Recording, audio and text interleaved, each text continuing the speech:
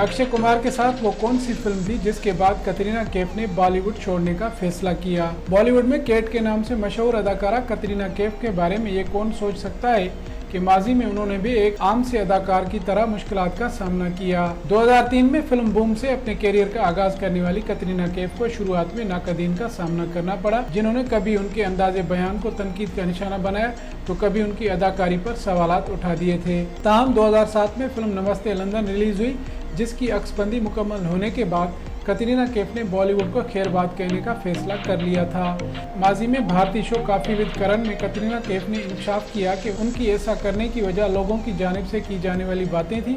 लोग जो कुछ मेरे बारे में मनफी बातें करते थे, मैं उन्हें हकीकत मान लिया करती थी। कतरीना कैफ के मुताबिक उन्हें लगा था कि ये फिल्म बॉक्स ऑफिस पर बिल्कुल बिजनेस नहीं करेगी और ये एक नाकाम फिल्म होगी, इसीलिए उन्होंने अक्सबंदी मुकम्मल होने के बाद बॉलीवुड छोड़ने का फैसला कर लिया।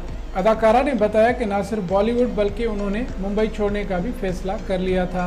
बाद-ए-अज़ा कतरीना कैफ की तवक्कुआत के बरक्स हुआ और फिल्म नमस्ते लंदन बॉलीवुड की सुपरहिट फिल्मों में से एक साबित हुई। इस फिल्म में अक्षय कुमार, कतरीना कैफ और ऋषि कपूर ने अदाकारी के जौहर दिखाए थे।